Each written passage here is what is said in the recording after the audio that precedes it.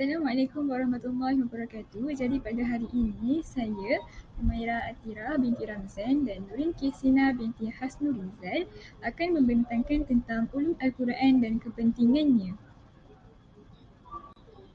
Pengertian ulum Al-Quran dari segi bahasa. Ulum ialah kata jamak daripada kalimah ilmi yang bererti pengetahuan dan kefahaman. Al-Quran pula berasal daripada kalimah qara'a yang bererti bacaan. Kalimah Al-Quran adalah berbentuk masdar iaitu kata dasar mengikut wazan fu'lan seperti syukran yang membawa erti apa yang dibaca, makruf. Pengertian ulum Al-Quran dari segi istilah. Ulum Al-Quran adalah suatu ilmu yang membahaskan tentang Al-Quran dari segi penurunan, penyusunan, pengumpulan, penulisan, bacaan, tafsir, i'jaz, nasah dan mansukh dan perkara-perkara yang berkaitan dengan Al-Quran. Sejarah perkembangan ulum Al-Quran terbahagi kepada 4 zaman. Yang pertama, pada zaman Nabi Muhammad. Yang kedua, pada zaman Khulafa' Ar-Rasyidin. Yang ketiga, pada zaman Bani Umayyah. Dan yang terakhir sekali, pada zaman Bani Abbasiyah. Zaman yang pertama, iaitu pada zaman Nabi Muhammad. Ulum Al-Quran belum lagi dibukukan. Baginda menyampaikan dan menerangkan Al-Quran secara jelas dan cermat kepada para sahabat agar mudah difahami, diterima dan dihafaz. Rasulullah tidak mengizinkan para sahabat menulis sesuatu dari baginda selain Al-Quran kerana dikhawatiri akan bercampur dengan yang lain.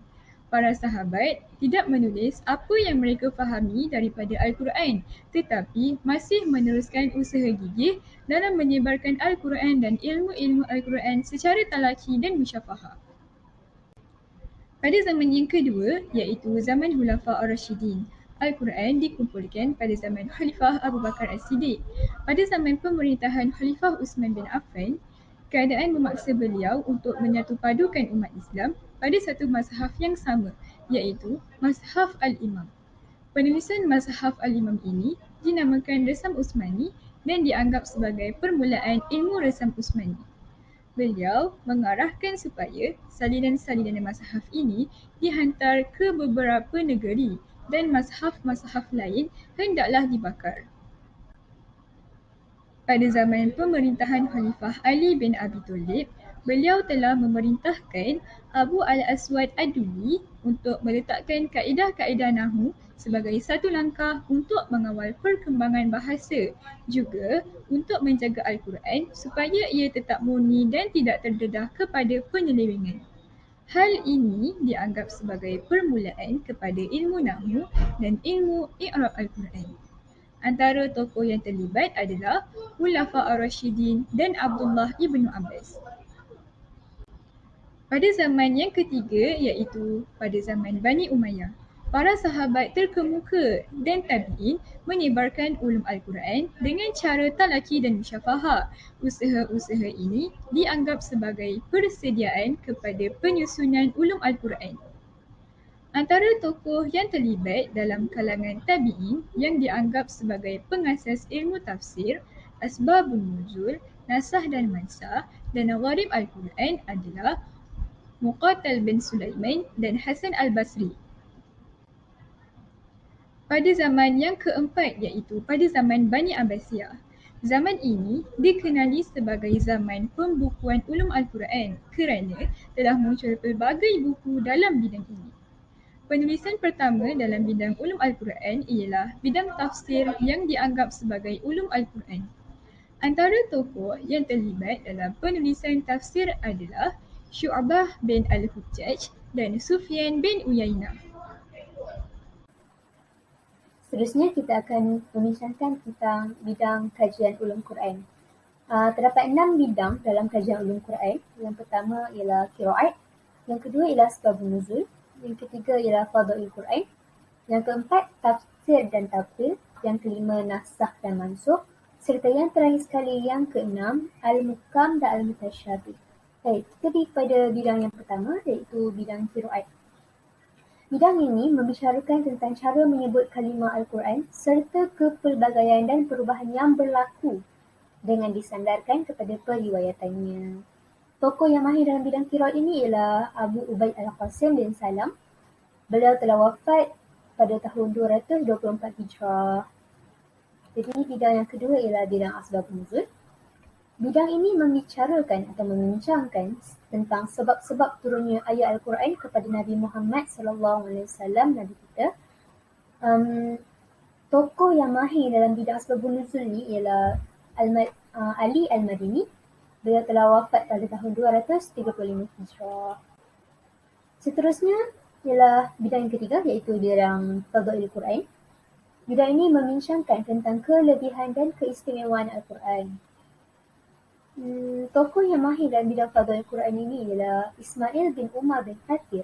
Beliau telah wafat pada tahun 774 Hijrah. Seterusnya, bidang yang keempat ialah bidang tafsir dan takwil. Tafsir bermaksud memahami kitabullah serta menjelaskan maknanya dan mengeluarkan hukum-hukum dan pengajaran. Mengeluarkan hukum-hukum dan pengajaran daripada kitabullah tadi. Dah faham, keluarkan hukum dan pengajaran. Seterusnya ialah takwil. Takwil menukar atau mengalih makna sesuatu lafaz daripada maknanya yang rajih, iaitu jelas, kepada makna yang marjuh, tidak jelas. Disebabkan terdapat dalil yang menyokongnya.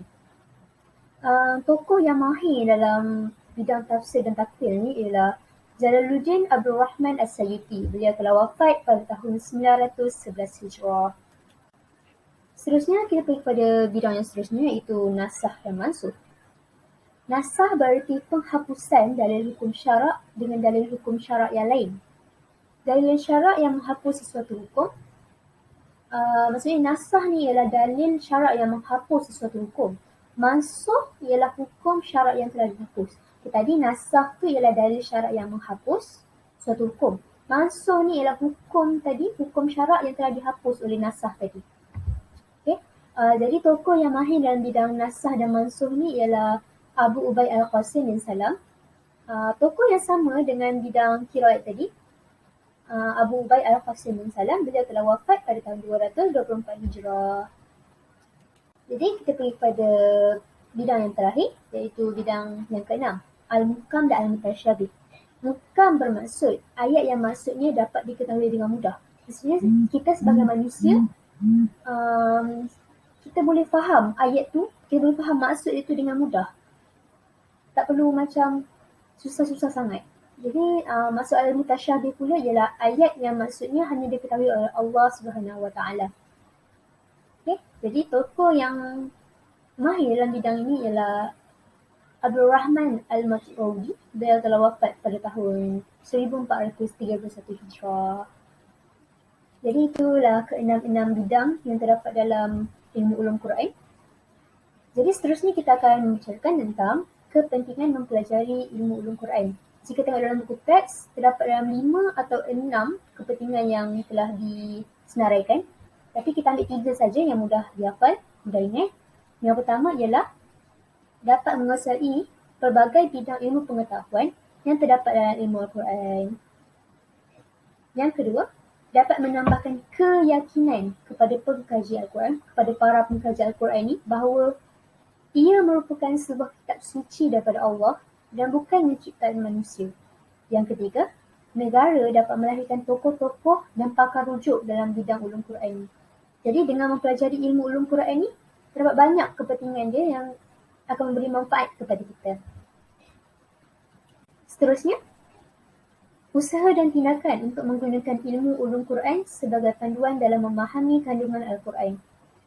Okey, jadi usaha dan tindakan yang dapat dilakukan oleh individu, kita contohnya, sebagai individu, kita boleh mengkaji dan meneliti cara ulama silam. Tengok balik cara ulama silam menggunakan ilmu ulum Quran dalam memahami kandungan Al-Quran itu sendiri.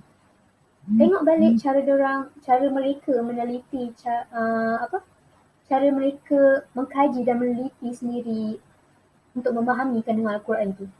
Jadi sebenarnya yang kedua, mempelajari ilmu ulum Quran dengan bersungguh-sungguh daripada guru-guru yang mahir dalam bidang ini.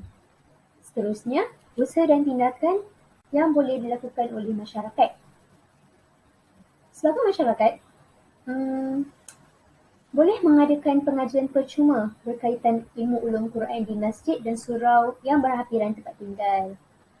Maksudnya, kalau kita adakan pengajian secara percuma, misalnya ramai nak sertai, betul. Jadi, antara usaha yang kita boleh laksanakan ialah dengan mengadakan pengajian percuma berkaitan ilmu ulum Quran ni kat masjid atau surau yang berdekatan dengan tempat-tempat tinggal kita.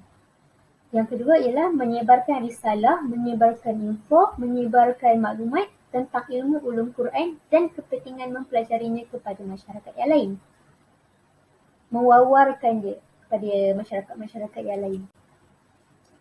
Jadi seterusnya, usaha dan tindakan yang boleh dilakukan oleh negara ataupun kerajaan. Boleh memperbanyakkan pusat pengajian yang memberi tumpuan khusus kepada pengajar ilmu ulum Quran. Yang kedua, juga boleh memperbanyakkan pengajian ilmu Quran, ilmu ulum Quran ni dalam media massa seperti televisyen dan radio. Selain itu boleh juga memperbanyakkan ilmu ulum Quran ni macam secara atas talian. Sekarang zaman dah canggih, jadi kita boleh juga memperbanyakkan pengajiannya secara atas talian melalui telefon pintar. Jadi itu sahaja daripada kami tentang ulum Quran dan kepentingannya. Sekian, terima kasih.